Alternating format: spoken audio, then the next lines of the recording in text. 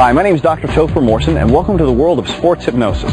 We have two demonstrations for you here today. The first one is with Eric, who's a master in mixed martial arts, and the second is with a young lady by the name of Marina, whose sport is appropriately water polo. I hope you enjoy.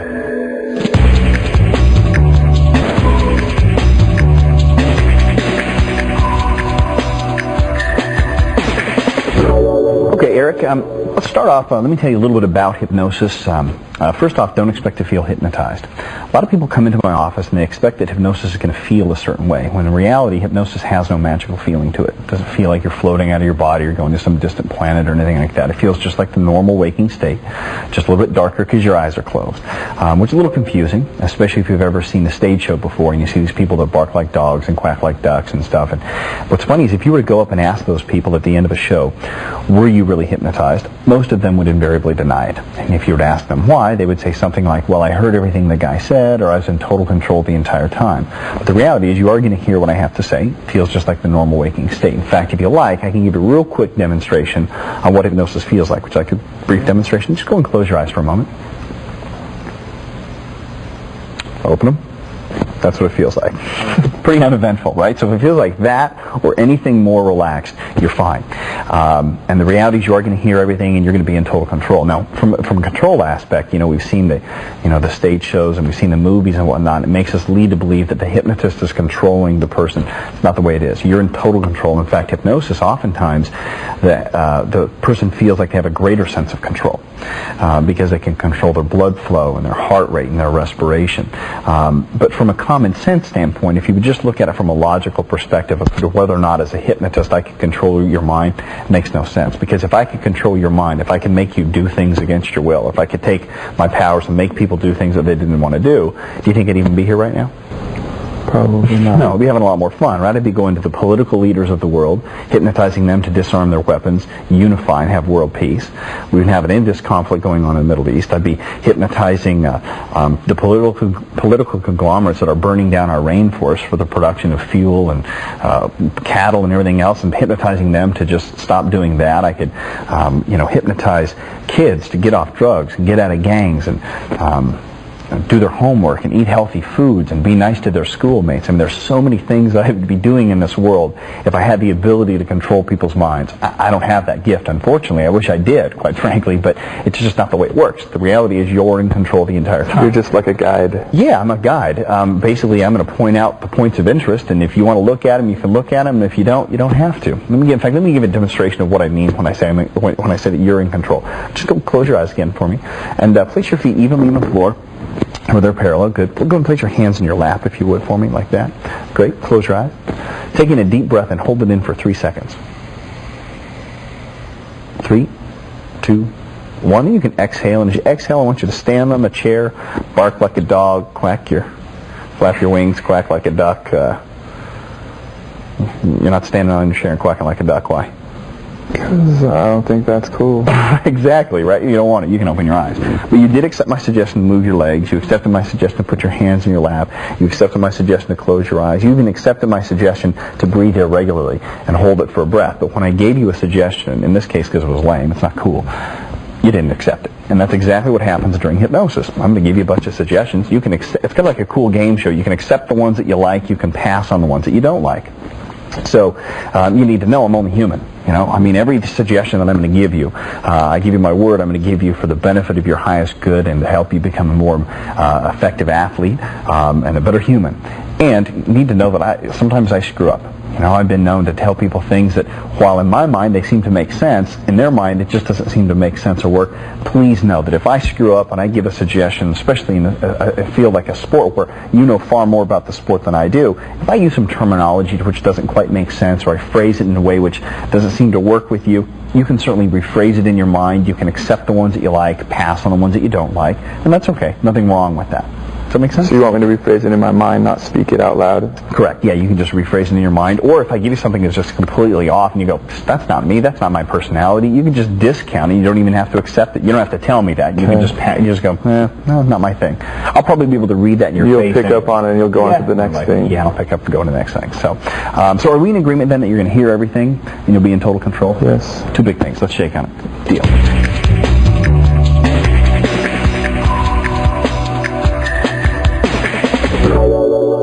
just that simple. What is it and why does it work so well? Well, the reason that hypnosis works so well is because the body responds to commands from the mind, much like a robot responds to commands from the programmer. You're in charge and you tell your body what to do. Yeah? If you want your hand to lift, it lifts. You don't have to question it. You don't have to convince it. It doesn't sit there and go, I don't want to lift or anything like that. And believe me, if it did, you'd have bigger problems on your hand than being better at your sport. I mean, it's a fairly simple process. You have a thought, the thought manifests into reality, and the body moves. This is what we're going to be doing here today, is creating thoughts which affect your body. Here's a great example. Reading a book. When you read a book, you generate emotions in your body, provided, of course, it's a good book. Yeah. Would you ever for a minute, though, say that well, first off, what is an emotion? An emotion is a biochemical change inside the body. Make sense? Yeah. Would you ever for a minute say that the ink on the page created the biochemical change inside your body? No.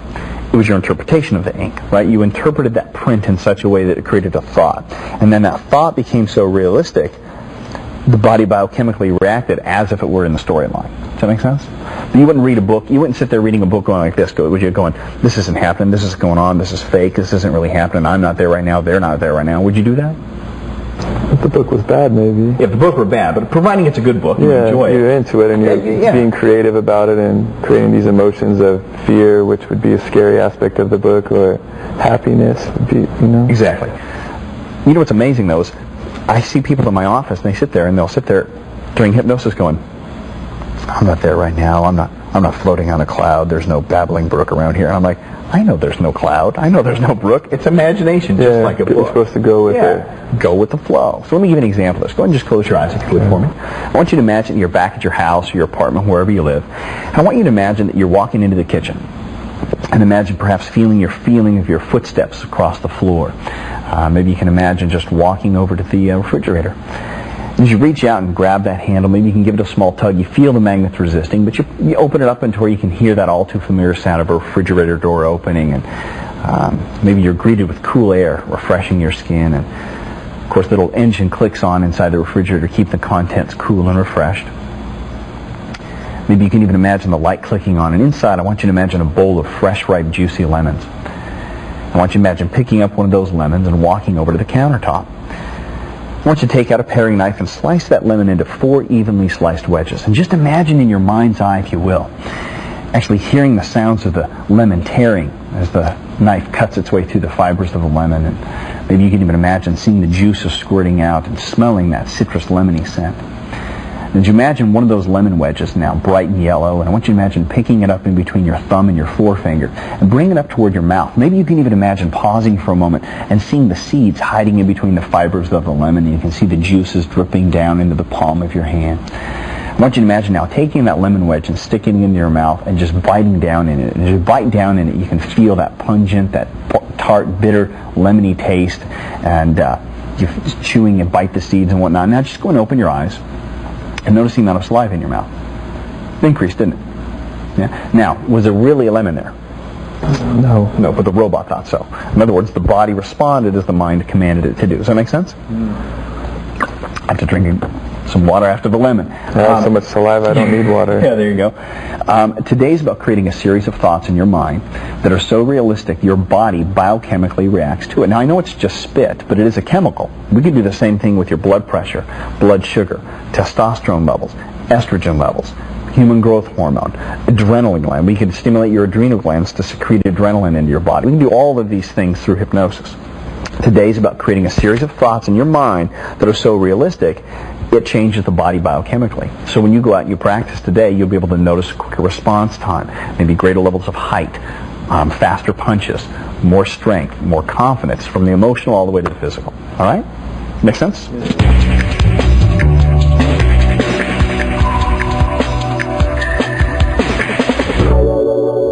So what I'd like to do now is I'd like to ask you a few questions with regard to your sport, which is mixed martial arts, and know that whatever answers you give me are perfect and correct. And they're just going to assist me in coming up with some guided imagery, some things that you can feel inside and you can hear when we're going through the actual process. So I'm going to start with some basic questions, and we'll get some more technique and stuff specifically as well. But basically, generally, how will your life improve when you have improved your skill as a mixed martial artist? And that doesn't even have to be related to martial arts as well, by the way. It could be something completely outside of that field as well. Just like more positive things with focus, just confidence. So more focused, more confidence. Yes. Yeah. Now let me ask you a question. This may not pertain specifically to martial arts. It could go beyond that scope. That's what I mean by more focus and confidence. Because I really believe that, all behaviors are like a pebble in a pond. It's a ripple effect. It affects everything. As a result of having more focus in your life, as a result of being more confident, what are some things that you think you might be doing? Let's see if we can get that down into something specific or behavioral here that you maybe do now, but you'd be doing better, or you maybe don't even do, but you'd want to do. So what are some things you'd be doing with more focus and more confidence in your life? Either be doing or doing better. Like specifics, like according to my job or... Whatever. Yeah, there's really no wrong answer here. However you answer it is fine. Whatever I would choose to do in my life, I would be able to do this better. Yeah. From interacting with a child, to dealing with a family member, to training with somebody on a physical level, on the same mental level, in essence on the emotional level. Just be more of a harmonized human being, more able to allow people to see this harmonized human being and utilize that as a positive example. Instead of me trying to tell them this is what you do to get this way, you can just show them a different way. If more people would like this, more people would be in a more balanced state, whereas we wouldn't have these problems you spoke about before. I don't remember who said it, but somebody one time said that who you are speaks so loudly I can't even hear what you're saying. That's what you're talking about. It's just emanating that energy, where you don't have to brag about it, you don't have to talk about it, they feel it. Is that what you're getting? Yes. Excellent. You had mentioned about interacting with a child there just a second ago. Can you think of any children specifically that you interact with? Yeah, that's my nephew and my niece. Excellent. Yeah, excellent example there. So nephews and nieces. Give me your nephew's name. Luke. Luke. And how old's Luke? Luke is 7. 7. All right. And your niece? Sarah, Jane, and Hope. Sarah, Jane, and how old are they? 9. Obviously, I'm a bad uncle when it comes to age. 9, 2, and 4. As an uncle, it's not our job to know how old they are. It's just our job to give them good presents so they love us, right? Yes. No big deal. So we've got Luke, Sarah, Jane, and Hope. They all live here locally? Or Yes. Okay. All right. How often do you see them a week? I at least about once a week. Once a week, okay. So sometimes 3 times, sometimes a couple of weeks go by. Now, what are some things that you usually do when you interact with Luke, Sarah, Jane, and Hope? Just play with them, more of just... I receive a lot of love from them, and it's just like positive, like authentic love versus like how a girlfriend would be towards me. Sure. Just more pure, just better people in general to be around. They haven't been affected like most people have been affected in the negative ways. Yeah.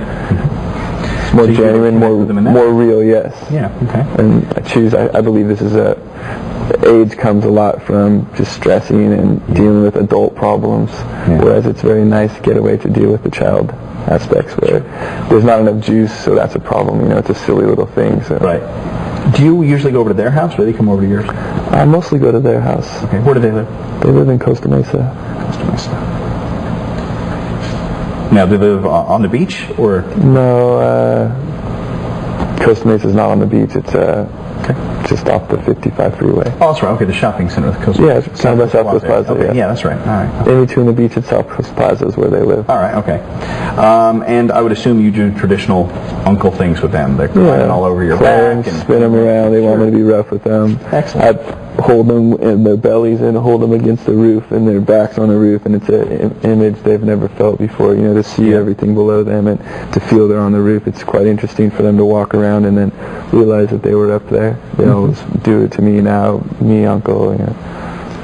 Spin them around, just play with them. Great. You had mentioned training with someone.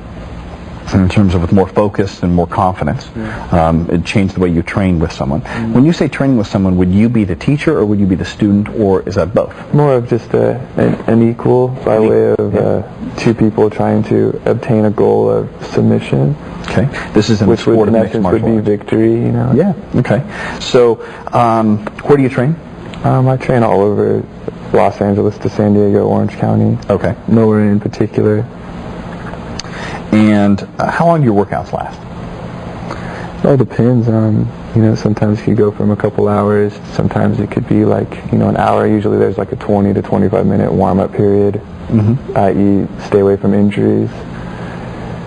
Okay. It, you know, could go 3 hours, but usually, you know, to stay in like the zone aspect, you need to have a diet going, so you need to be able to eat within, you know what I'm talking about? So, yeah, completely. When do you usually like to do your workouts? So is that a morning, an afternoon? I actually like to do them more, I'd say around like 2 o'clock to 6 o'clock. 2 o'clock. A lot of the stuff that's scheduled would be more like at 11, everyone meets. Okay. I just feel like I'm going a little bit more around 2 to 6. Your body works best between 2 to 6. Correct. Classes happen around 11 though. Yeah, if there's a scheduled type meeting, it's usually around 11. Great. Could you give me some names of some people you train with on a fairly consistent basis? I've trained with Dixon Gracie. I've trained with Ken Shamrock. So these are some people, if I were to go and just place this into the imagery of you working out with somebody, it wouldn't be out of hand for you to imagine working with Hickson Gracie or Ken Shamrock. No, I could have very strong visuals with it. That would work real well? Yes. All right, great. Okay. And when you're working out with them, how long would a specific, I know it's normally, you know, 1 to 2 hours, but how long of that is in competition? It could go, for example, with Hickson, we would be wearing gis, so he has so much control with the gi. You know, it's like the traditional robes that karate would have, but in jiu-jitsu they're a lot stronger because a karate robe would rip. Great. He could catch me pretty well, so I would say, you know, it's just a matter of how much until I'm done. Like, there's aspects of being choked to where I don't breathe anymore, and I'm just trying to still fight to get out of it, to where, you know, there's going to be a couple minutes of me coming back to life, in essence, if you could say. And, you know, I could maybe 20 minutes to a half hour of solid stuff, you know. With other people, you know, just other kind of normal type people, I could go 2-3 hours just wrestling, because I don't use myself as much with the struggle aspect, the survival aspect, which Hickson would provide me with. Okay. Be a little bit less time. Okay, Eric, the next question I have for you is this: what emotional components need to be necessary in order for you to be victorious in the ring?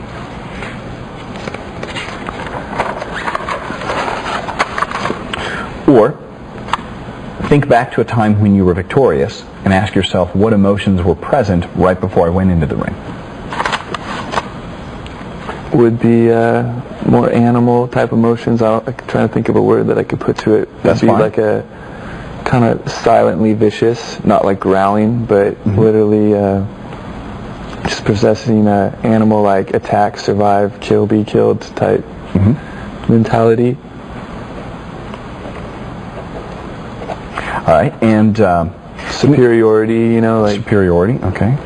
Knowing that this man is pathetic to me, even though I'm not necessarily disrespecting him, it's just a feeling of greatness that I would possess within myself. Yeah, absolutely. You know what? I mean, you're in a unique sport where there's an implied agreement before you enter that ring, that when you enter that ring, one person's going to win, one person's going to lose, and it's your duty and your job to capitalize on all of your emotional and your physical strengths to the best that you can, and they're going to do the same thing, and the person who taps into the most resources is going to be the victor. And that's what it's about. And there's nothing wrong with having that feeling of superiority when you're going into an opponent. It's a necessity. It's a necessity. I would have a problem if you wanted to look at yourself from a point of superiority to other humans. In a normal day-to-day basis, that probably might be a concern. But when you're going into the ring, I find it completely appropriate, based upon the rules that have been established for your sport, that's okay to look at that opponent as somebody that is inferior to you and you're superior to them. I'm okay with that. Any other emotions you can think of that you'd like to have? Well, obviously we should talk about some focus and confidence, so that's going to be there as well. Yeah. Anything else? Well, as you speak on, if I was in a position to actually have to win, you know, obviously like aggression, more internal pain, thinking of things inside of you that made you hurt, which in essence can be utilized as strengths. Okay. Some people use fears Just and motivate or something. Just inner type stuff, like just certain songs, headphones that would kind of put me in a place of violence. Sure. Let me ask you a question. When you've trained for an event, when you've gone out to compete, do you listen to headphones? Do you listen to some music? Yes, I listen to headphones. What are some songs that you've listened to? I listen to the Natural Born Killer CD. There we go. That works. Natural. It's So you're not playing any Yanni then before you get on there? No. That's probably a good thing. I don't really like to diss Yanni, but it's not probably the best music to listen to right before a competition in mixed if you were martial too arts. stressed out, it might be kind of good to relax you down a little bit. Sure. There's an inherent balance there, by the way, that I've found usually with working with athletes. They have a way of embracing this paradox where they're relaxed, but they're tense, or they're nervous, but they're confident, or they're calm, but they're energetic. And there seems to always be that inherent paradox where they have almost seemingly two opposing emotions, but they're both there and they work in harmony as a greater whole. So it's fine, okay to have that, because we're talking about being focused and confident and having aggression and superiority. And can you think of there is also an element of did you have a word there? Vicious. Okay, vicious. Yeah, okay, the silent viciousness. Yeah, that's very paradoxically silent yet vicious. So, authentic with it, where I'm saying it's not like you're going to go in and start flexing and you're like, it's just more of something that you truly possess. You're not tricking yourself into believing this. This is just a level versus going to play with my niece Jane, which is the sweetest thing I possess. It's the exact opposite emotion, you know, but it's very authentic, Right. Authentic. So an authentic silent viciousness. I like that. That works. Just not allowing anything to disrupt you holding onto your spirit, because your spirit will slowly leave you as you are getting beat up by way of you're giving it, like you would say, uncle. You're giving yourself up to the other person, saying that you are me, you have me, you own me. So not letting anything disrupt your spirit.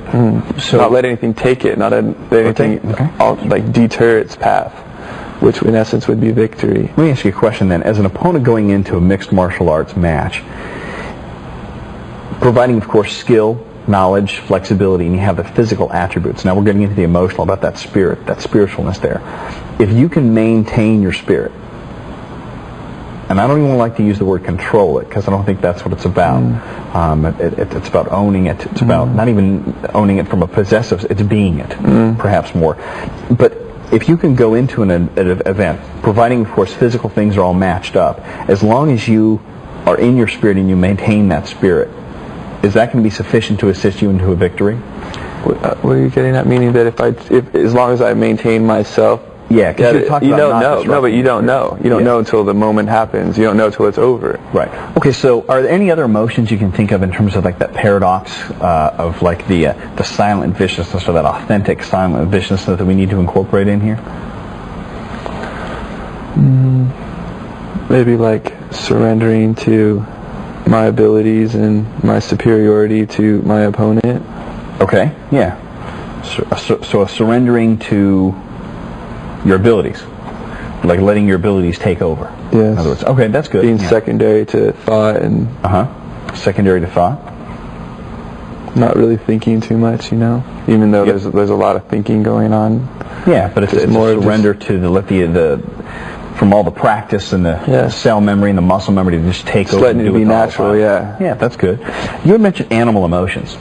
Let me ask you a question. If you were an animal in this sport, what kind of an animal would you represent? Like if there's an archetype of an animal, what kind of an animal do you think? I would say like an anaconda snake. Anaconda. I don't know if that's the proper word for that snake. I think they call it something else in the rainforest, but I know it's more of like, fine. Yeah. You're like, oh, he's got me. It doesn't seem like a lion strike would be more vicious and you'd be more scared out to pee your pants or something. It'd be more of like this big snake, it's all mellow, but it's getting me tighter.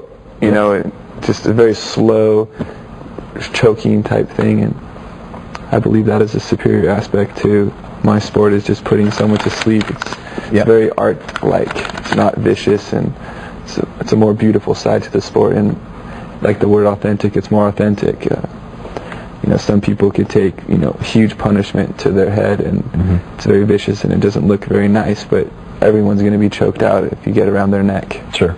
You had mentioned when we were talking about competing with people like a Hickson Gracie or a Ken Shamrock, average 20 to 30 minutes, ideally somewhere between 2 to 6 p.m., but chances are we're going to be maybe around 11 in the morning.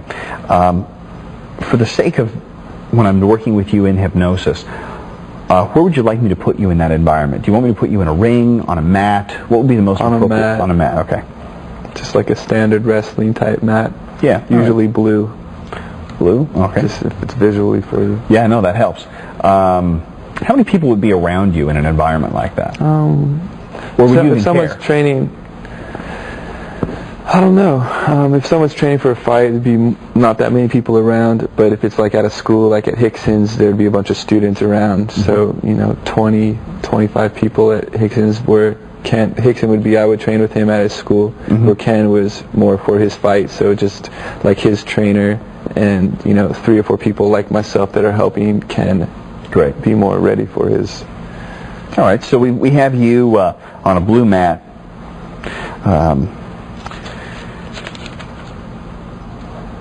Competing with maybe a Hickson Gracie or a Ken Shamrock, kind of with that anaconda style attitude, very methodical, very beautiful, graceful, slow, methodical, slow, yet also that authentic, silent viciousness that could strike in an instant. With that kill or be killed type of mentality, also looking at it from a place of superiority against that opponent,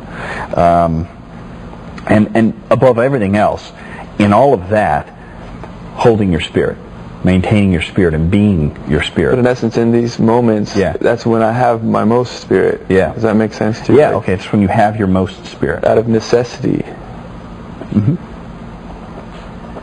Excellent. Is there anything else you think I need to know that would assist you in becoming more skilled in your sport that we haven't covered here yet that will help me when I'm actually walking through the process with you in your mind? Just the aspects of maybe training my mind to be more aggressive, to be more apt to, in my opinion, disrespect them with like a choke or a finishing move, where my respect for them would kind of keep me from doing this, even though I've been speaking with them after and they want me to do this, because I speak with them and I don't really want to do this to you because I don't want to take away your stature that you've achieved. I believe I am inferior to you, therefore who am I to take this from you? Exactly. Okay, so let's address that then. So there is an inherent element of respect in this sport, no doubt about that, and it's very hierarchical. You have the black belts and all the way down and whatnot, and you've got the people who have all the belts and the titles and whatnot. And there's a certain respect that you owe to them, and they have certainly deserved and they have earned. And that respect is a great place to have outside the ring.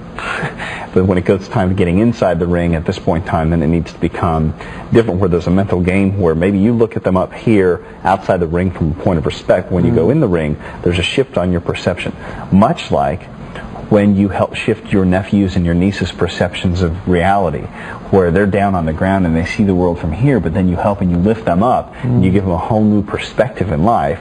This is kind of what happens here, is we're offering you a place where maybe this is your perspective outside the ring, but when you get in the ring, you look at it from a completely different position. Which would be, in essence, like they're looking at them almost beneath you. Yeah. Because it takes that to... You're still looking at the same person, you have that respect, but it's from a different place, and there's an inherent paradox there, is that having enough respect of them and respecting them enough to actually disrespect them and choke them out during a competition. Because that's the ultimate sign of respect to a highly competitive athlete.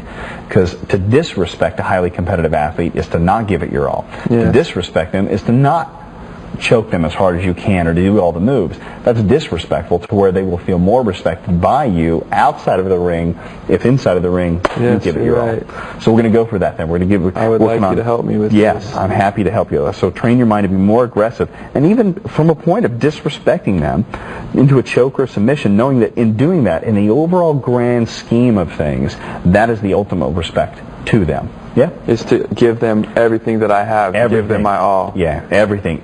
And then some. Let me ask you this. we've got the emotions, we've got the events. Anything else you think we need to know? Oh, let me ask you this. In training, is there any one element of your training regimen that you just don't like, that if you started doing more effectively? Yeah, the rower at Marv's place. Okay, the rower. At the sports lab. Okay. Marv Marin. As a rowing machine?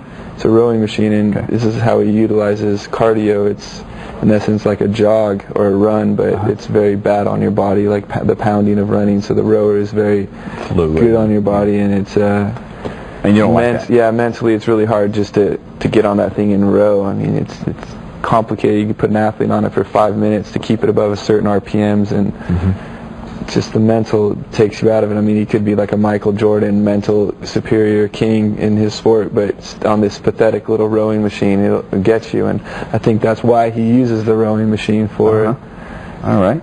So if we could assist you in not necessarily being able to enjoy the machine more, but endure the machine more. Yeah, to put myself somewhere else mentally, to where I just somewhere else mentally. Do that, like in a physical level where someone's attacking me on a martial arts level. It's real easy to put myself in that mental state because it's the only way I'm going to survive. On the rower, it's like the rower's not going to get me. It's just going to frustrate me, you know.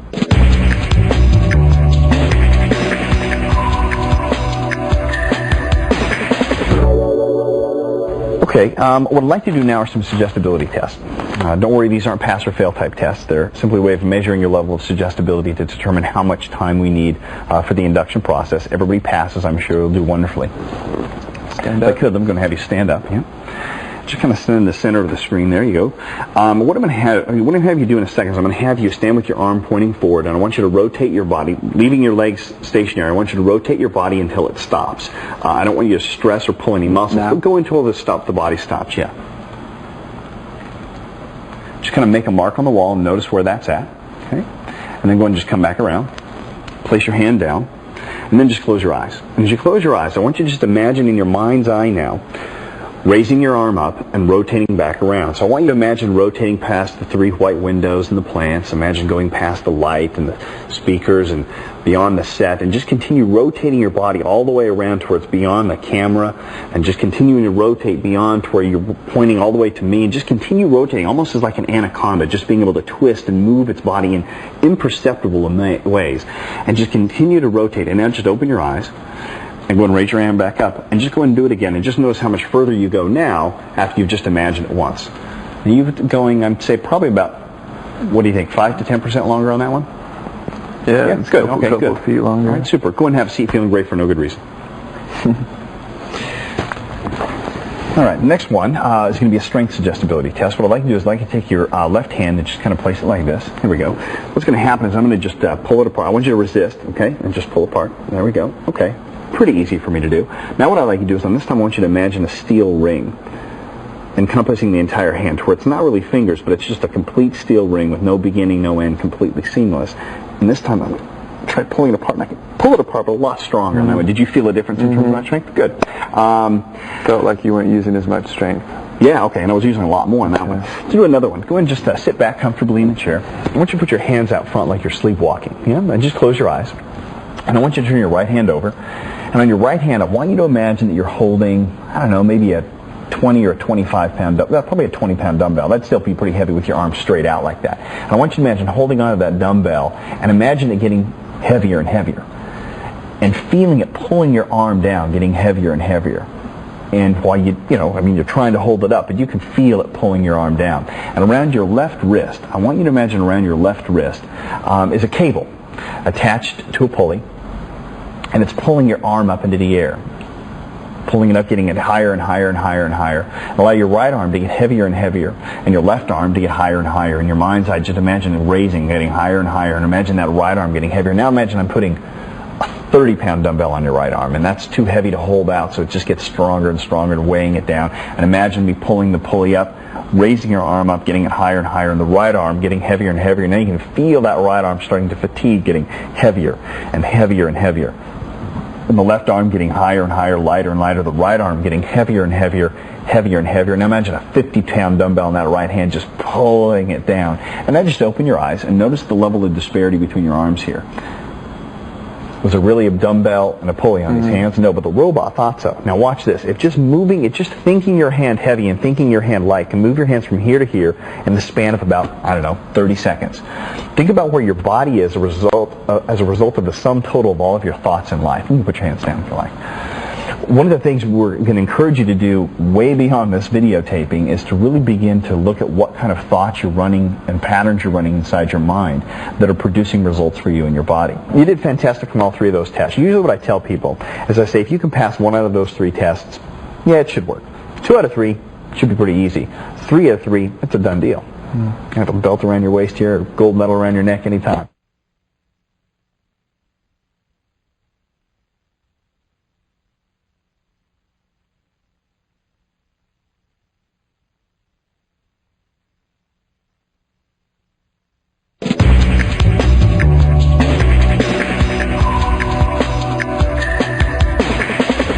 As we begin the induction process, the only thing is really important for you to realize, I just want you to be comfortable. So just go ahead and sit whatever way is most comfortable. Usually people like to either sit in a place where they can lean forward or sit in a place where they can lean back. So if you want to slouch, that's okay. It's not a problem. Get as comfortable as you like. Super. Is it comfortable for you? Yes. Okay, excellent. So just go ahead and sit there and just close your eyes if you would. I want you to take in a nice deep breath for me if you would please, Eric, and hold it in for about 3 seconds. 3, 2, 1, and exhale.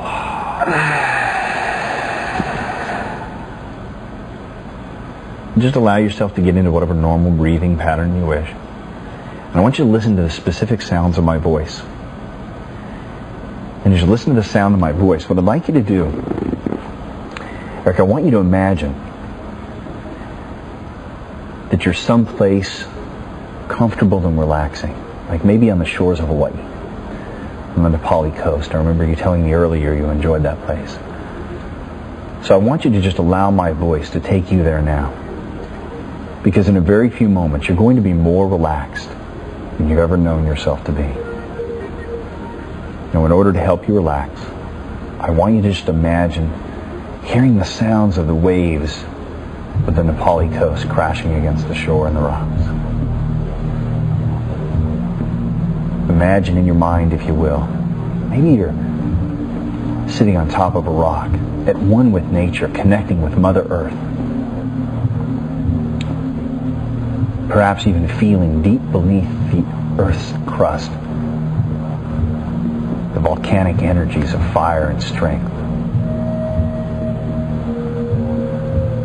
As you hear those waves going in and out, and listening to the sound of my voice, in a moment I'm going to have you imagine, if you will, a relaxing light floating directly above your head, and then allow it to flow down through your body slowly and methodically. Not yet, but in a moment. With every part of your body that I mention, I want you to just allow that part of your body to relax and release and let go. Knowing that the deeper you relax, and the more you just enter a relaxing state, the more open and receptive your mind can be to accepting and receiving suggestions for becoming a better athlete, tapping into a greater potentiality, accessing greater levels of confidence and more focus in life that affect not only your performance in the ring, but your performance in life. Imagine, if you will now, the relaxing light floating down into your forehead and into your eyes, in through the back of your head. Feel the relaxing light flowing down into the cheekbones and into your nose. Imagine the warm sun relaxing and releasing any tension or any worry that may be present. Allow your mind and your body to relax as you feel that relaxing light going down in through the roof of your mouth, down into your jaw, into your chin, and into your ears. You may notice your jaw beginning to relax to a certain degree, and that's okay. Feel the relaxing light flowing down and through your neck now. And as it goes down through your neck, feel that relaxing light flowing in through your shoulders and down into your chest, and all throughout your back. Almost imagine, if you will, a flowing energy of relaxation coming from the top of your head all the way down your spine, flowing in through each one of your ribs, going all the way around your tailbone. Feel the relaxing light, releasing and relaxing all of the tension in the hamstrings. As you imagine the relaxing feelings now, flowing into the hollows of the knees and all the way down into the calves. As you listen to the sound of my voice, feel the relaxation flowing down into your heels, through the ankles, and all the way down into the soles. As you feel this relaxing wave of energy flowing from the top of your head all the way through your toes. You may from time to time find yourself wanting to adjust or to become more comfortable, need to shift or move your body in a certain way. And if you need to do that, I want you to honor that desire. That's right. Excellent. When making those adjustments necessary, knowing you can continue to do that throughout this process, I want you to focus your awareness once again upon your neck muscles and feel the relaxing sensation flowing through your shoulders, into your chest and your upper arms, your biceps and your triceps. As it flows in through your biceps and your triceps and your upper chest, you can notice yourself breathing. And with every breath you take, feel your body relaxing as you breathe out, relaxing and letting go. Nothing but just you and the ocean, the sands of time, relaxing. Feel the relaxing light going down into the solar plexus area now, into your forearms, continuing to relax even deeper now. As you allow the relaxing light to go through all the way down into the hands and really relax those hands, Eric. Almost as if you can feel them sinking down into the couch or the chair. Feel the relaxation going into the pelvic region now and into your inner thighs. Imagine that light soaking down into the fibers of every muscle in your legs, throughout the knees, flowing down into the shins, and from the shins all the way down to the tops of the feet. From the tops of the feet all the way down to the tips of the toes. So relaxed, so calm, so at peace. Just you and nature at one in harmony.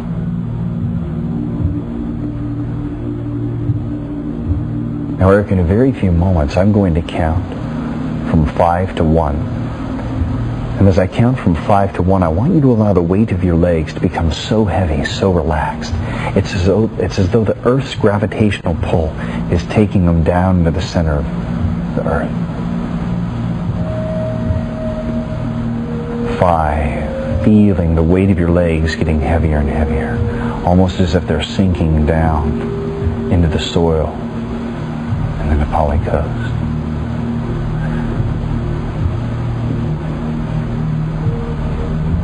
4, relaxing even deeper now as you feel the relaxing sensation of your muscles and feel that relaxation flowing deep down into the marrow of the bones.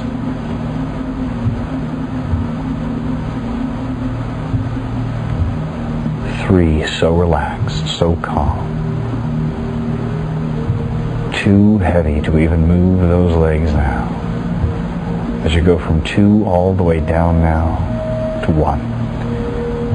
Your legs are so heavy now you cannot lift them even if you were to try. And I want you to try and find you cannot, for they're just too relaxed. They're just too heavy. They cannot move. Yes, that's right. Don't even try anymore. They're just too heavy. Because now I'm going to count backward from 5 to 1, and as I do, I want you to allow the weight of your eyes to become so heavy that even if you were to try to open your eyes, you would find that you cannot. 5, feeling your eyes getting heavier and heavier now. 4, feeling the relaxation flowing from your temples across the bridge of your nose. 3, feel that relaxation flowing deep down into the ocular cavities all the way to the back of your brain. 2, heavy to even move. As you go from 2 all the way down to 1. So heavy, so calm. You cannot open your eyes, and I want you to try to open your eyes only when you're certain you cannot. But they're just too heavy, just too relaxed. That's right, don't even try anymore. But they're just too heavy. But Eric, I want you to notice now that one of your hands begins to feel differently than the other. And that can cause that hand to want to twitch ever so lightly, ever so slightly, so that I may know which one it is.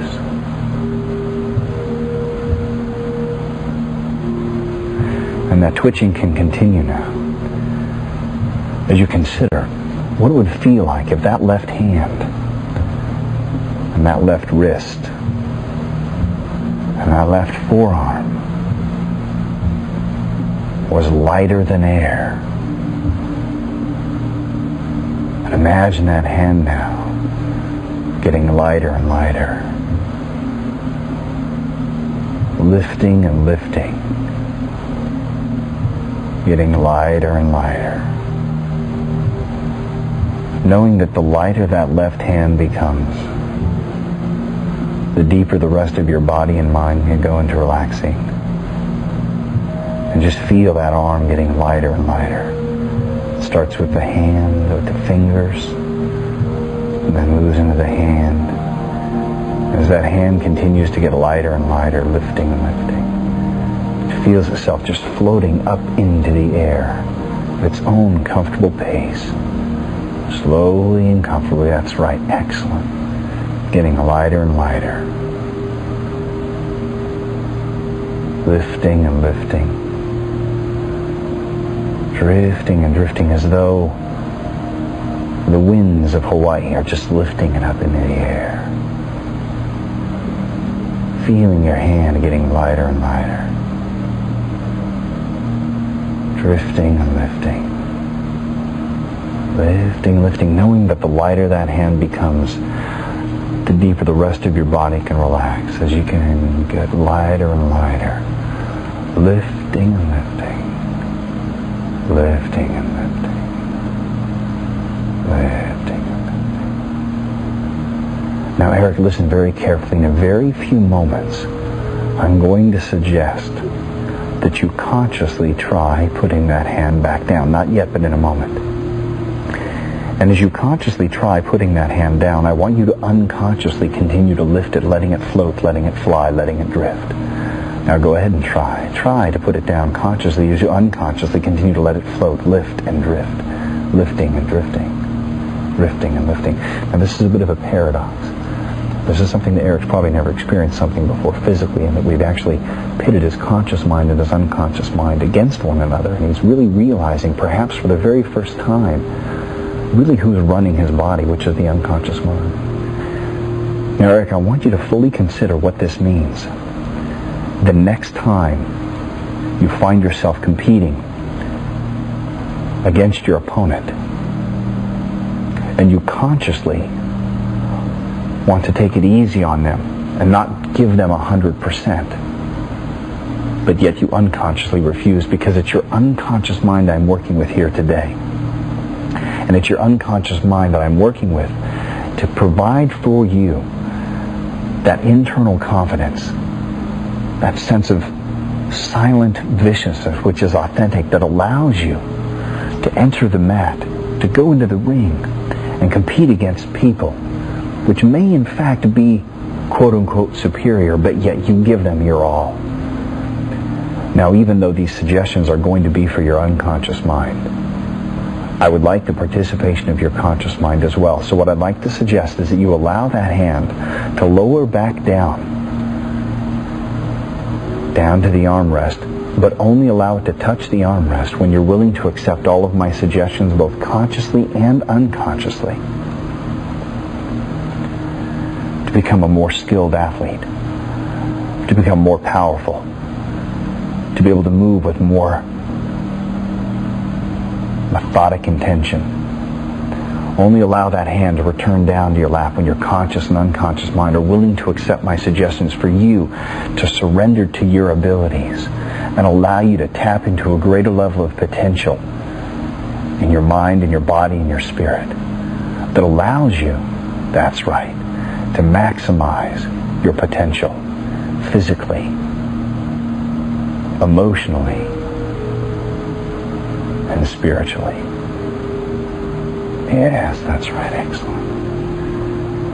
As that hand returns down to the armrest of the chair, feel your mind and your body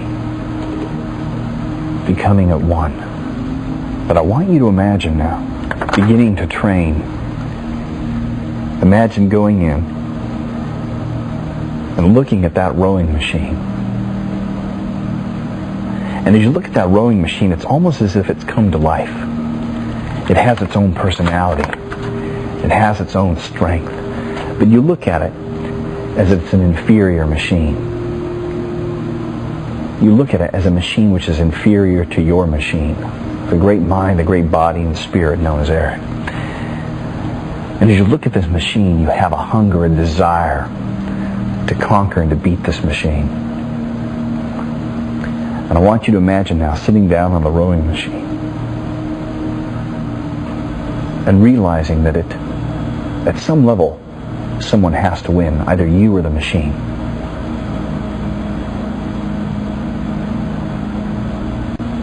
And it's in that point of realization that I want you to surrender and allow your mind and body to drift. And as you begin working on that rowing machine, with your hands reached out upon the cable, moving your body in that fluid motion, going back and forth, working the back muscles and the shoulders and the forearms. Allow your mind to just begin to drift now. And imagine that you're not on a rowing machine, but instead, you're on an outrigger canoe off of the coast of Nepali. The sun is beating down on your back. You can smell that salt air. And you're rowing in a beautiful, beautiful ocean. And just allow your mind now to go into that space, that every time you find yourself sitting down on that rowing machine, while your body may be on the machine, your mind is on the Nepali coast, rowing, having a wonderful time. And as you find yourself on that machine,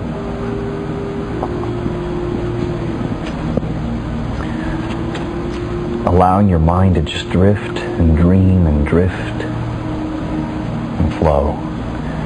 While you're on that machine, you can allow yourself to just dream an amazing dream. A dream whereby you find yourself meeting up with Ken Shamrock to train.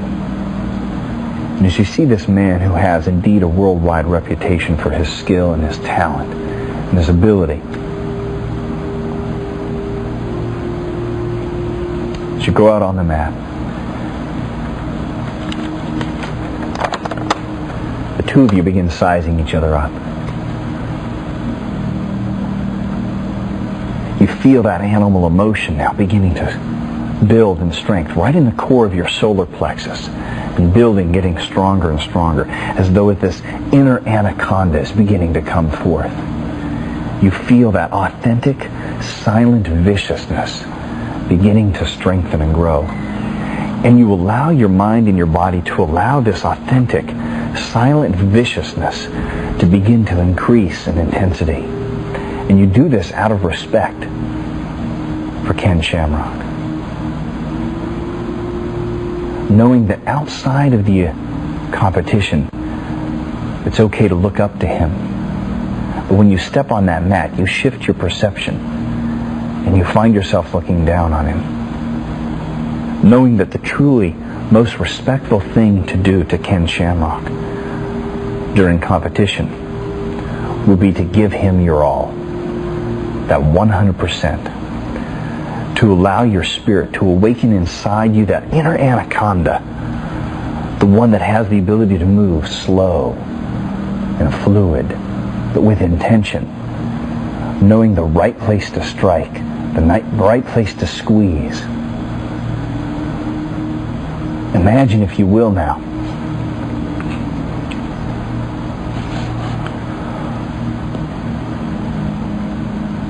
arms entwined on the mat in the heat of battle.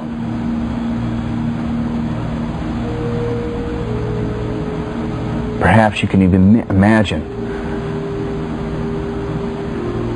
Ken coming up on, and they're doing a side mount. But yet you find yourself like an anaconda, being able to move and to mix and get out of that movement and get on top and get onto a positive position. Knowing that you don't consider yourself a fighter, but you consider yourself a controller. And this isn't about battle, this is about controlling the situation to produce an outcome, and that outcome is to win.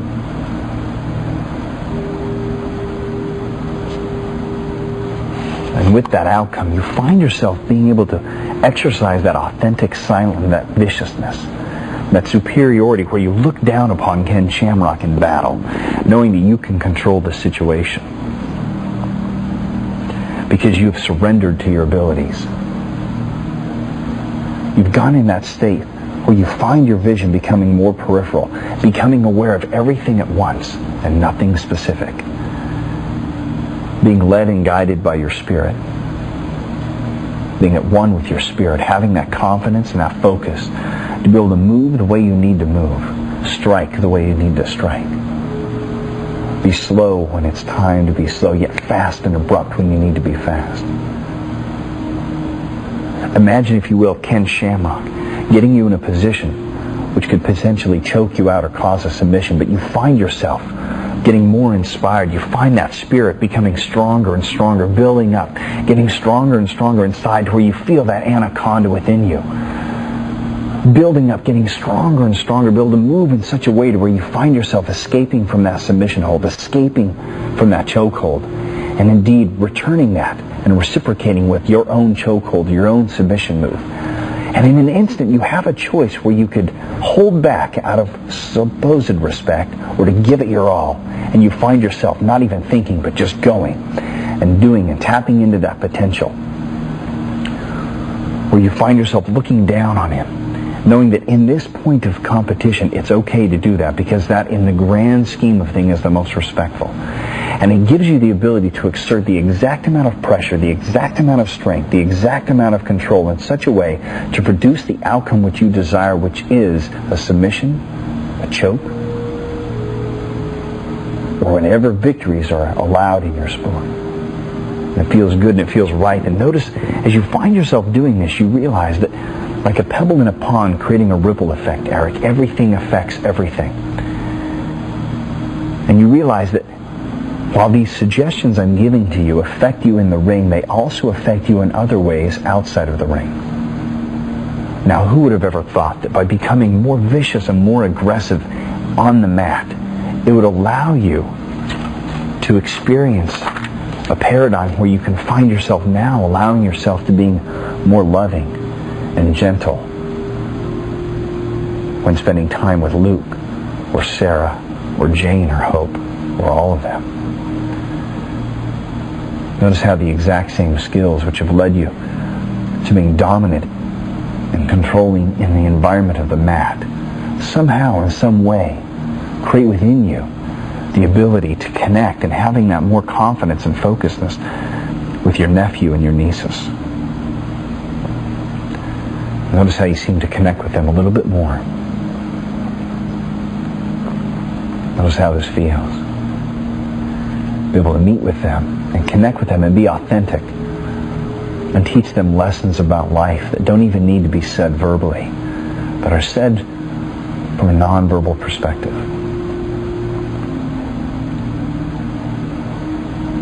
What a wonderful thing it is to be able to give someone an image they've never seen before.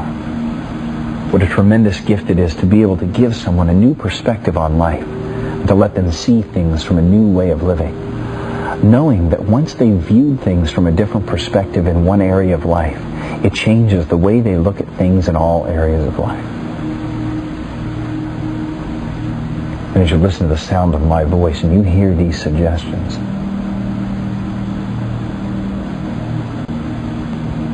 you're allowing yourself to have new perspective, a new view on life.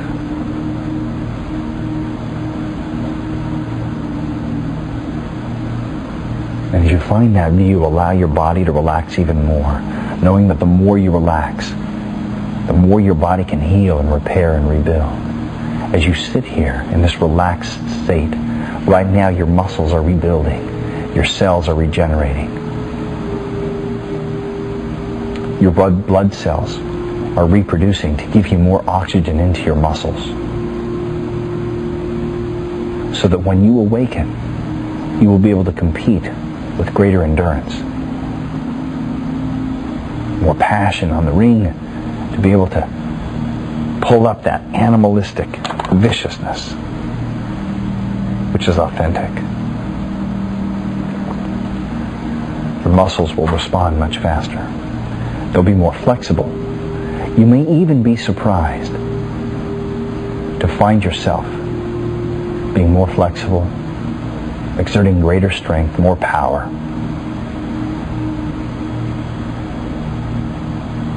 And what's even more amazing to realize, the entire time that I've been speaking, you've been rowing in your mind as you hear the sound of the cable going in and out.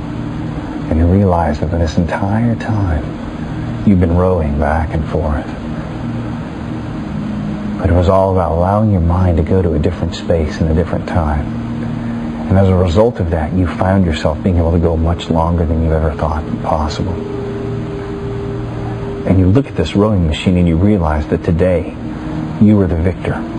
Today you won. And with every victory you have on that rowing machine, it leads you one step closer to a victory on the mat. And with every victory on the mat, it leads you one step closer to a victory in competition. And with every victory in competition, it leads you one step closer to your ability to tap into those potentials in all areas of your life.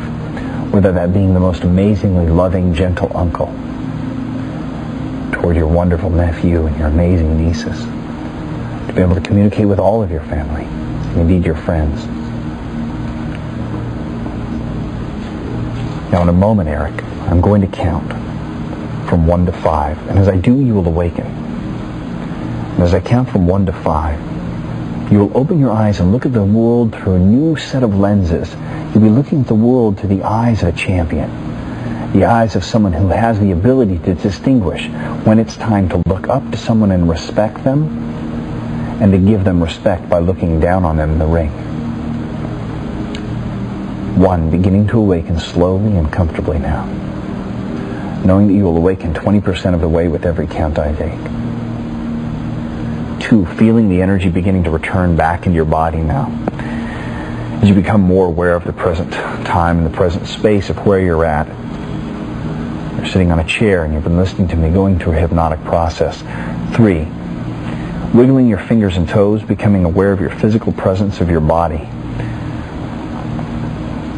with a sense of anticipation of what it's going to be like to get into that room and get on that rowing machine and prove to it for once and for all who's the winner. 4, almost awake now, coming back into the room, taking in a deep breath now, opening the eyes. And 5, welcome back. How you doing? I want to go back to sleep. Yeah, good job. It's comfortable. Yeah, felt good. Yeah. Yeah, good. Do you have any more questions? No, I felt like, you talk about like oneness, I felt very, very together, very calm, very like, in essence the surrender word, but in a way of vulnerability. Good, excellent.